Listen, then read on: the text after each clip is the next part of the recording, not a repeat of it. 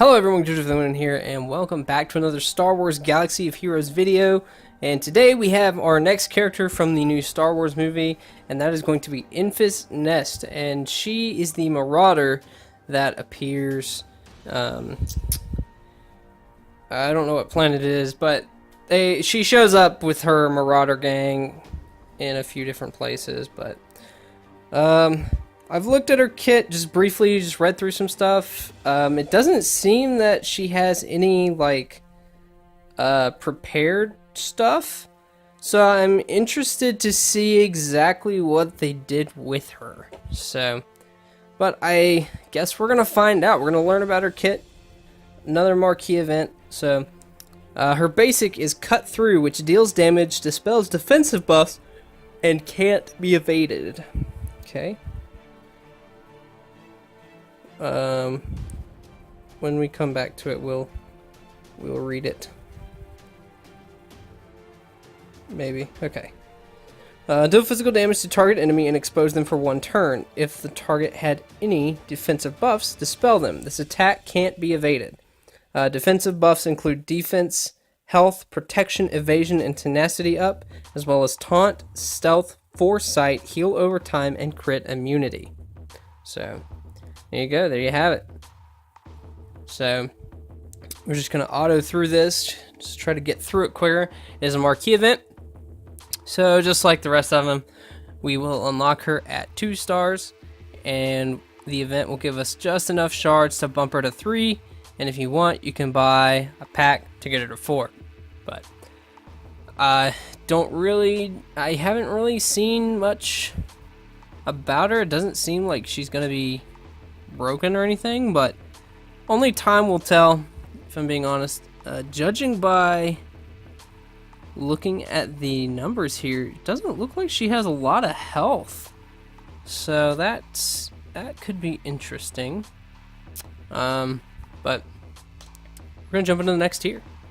Alright, so her first special ability, Sudden Impact, deals damage and inflicts buff immunity. If the target has protection, it deals more damage and gives ignore armor. We can't read through that. Just like last time, we'll read it when we come back to it. Okay. 3-turn cooldown. Deal physical damage to target enemies, stun them for 1 turn, and inflict buff immunity for 3 turns. If that target had any protection, this attack deals 50% more damage and ignores armor. Okay. Straightforward.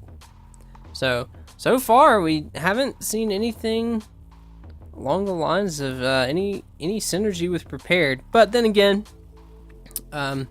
she doesn't really have that much of a role in tandem with the other solo characters. So I mean, I guess it kind of makes sense. Now, in my last video, well, the Kira video, talked about some of the other characters we'll probably get. So now that we have Enfys Nest, I'm fairly certain we're gonna get Lando. And I would assume we'll probably get Beckett as well. I don't really... We might get the main antagonist. I don't remember his name right off the bat.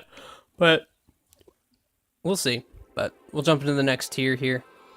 Alright, her second special ability is Kinetite Charge. I guess that's how it's pronounced. I don't know. Which deals damage to all enemies, inflicts daze, and removes turn meter from enemies with full health. So, we can't... Oh, it's actually going to let us read it. Dang. Well, we might get a chance to read it. Okay, here we go. 4-turn cooldown. Deal physical damage to all enemies, daze them for 2 turns, remove 20% turn meter from each enemy that had full health, and gain 40% turn meter for each enemy with less than full health. This attack can't be countered or evaded. That's actually pretty cool. That's an interesting attack. I don't know how useful it'll be, but definitely cool attack, to say the least. So, after this, we only have 1 more tier to do, and then we'll go unlock her. But it does look like she has quite a bit of protection. But once again, I don't think her health pool really looks all that big. but who knows? I don't know the exact base numbers. You can go on swgoh.gg, and I'm sure they have it there, but we're going to go ahead and jump into the final tier. Alright, so her unique ability is Fighting Instinct, which grants Nest counterattack chance, bonus protection, and critical chance when she takes damage until the end of her next turn. So, it says Nest has plus 80% counter chance and ignores taunt during her turn, so that's pretty cool. She seems like she might be the only character so far that doesn't need a specific buff in order to ignore taunts, which is really cool. Because the only other two I can think of right off the bat are Commander Luke, who needs his Call to Action buff, and Boba Fett, who needs his Bounty Hunter's Resolve, or whatever it's called. But whenever Nest is damaged by an attack, she gains plus 30% critical chance and plus 40% bonus protection stacking. This bonus protection increases by an additional 40% each time. Both bonuses expire and reset at the end of her next turn. So, oh, okay, so, that is interesting. That's going to give her quite a bit of survivability, which could be why, she doesn't have a lot of health. Whenever an enemy loses a buff or debuff, Nest gains plus 2% critical damage and health steal stacking until the end of the encounter.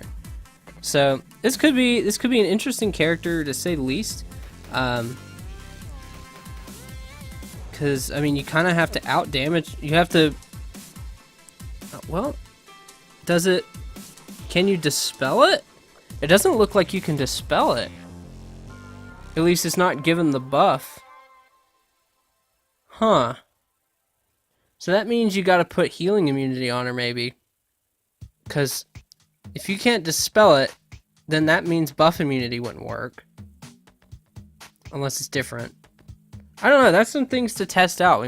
That could be interesting. You have to out damage her 40% extra protection. So, definitely worth a look.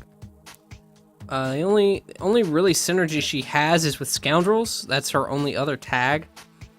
But other than that, she doesn't really have a lot of synergy.